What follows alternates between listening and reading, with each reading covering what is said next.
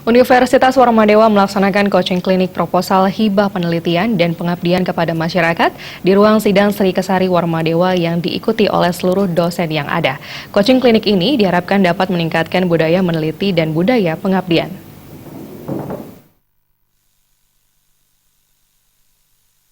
Coaching klinik proposal hibah penelitian dan pengabdian masyarakat yang diadakan oleh Universitas Warmadewa ini menghadirkan dua narasumber, di antaranya Direktur Riset dan Pengabdian Ristek Dikti, Profesor Dr. Oki Karnarajasa yang membawakan materi kebijakan Ristek Dikti dalam bidang penelitian dan pengabdian masyarakat, serta Dr. Derajat Trikartono dari Universitas 11 Maret Solo dengan materi kiat-kiat dalam penulisan proposal hibah dikti.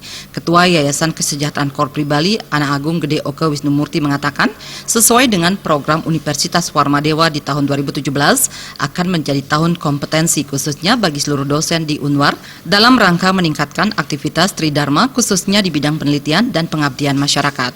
Sampai saat ini Unwar masih dalam kategori binaan, diharapkan mulai 2017 Unwar sudah masuk ke level madya.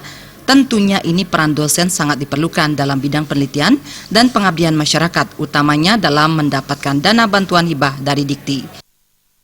Dan mulai kesempatan inilah kita dorong, kita berikan penyadaran agar budaya meneliti, budaya pengabdian dan budaya menulis itu bagian dari tugas pokok dan fungsi dosen di samping mengajar.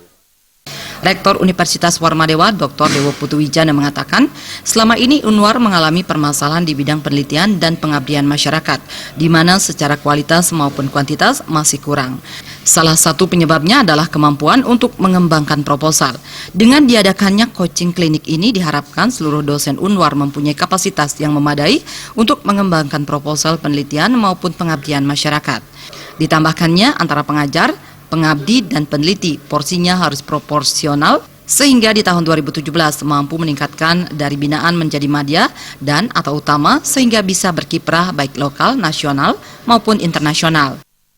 Kita ingin sesungguhnya lembaga kita ini naik peringkat, Pak. Sekarang ini tetap masih kita dalam binaan ya. LP2M-nya. Ya, LP2M-nya.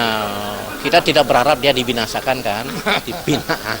Tetapi kita ingin dia meningkat grade-nya dari binaan menjadi madya dan atau utama.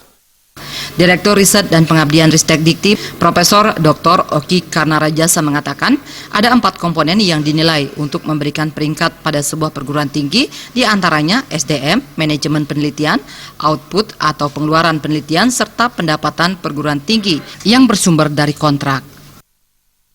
Ini tantangan buat teman-teman khususnya di Warmadewa yang masih status binaan. Saya tunggu 2019 untuk meningkatkan peringkatnya dan sudah saya buka mulai hari ini.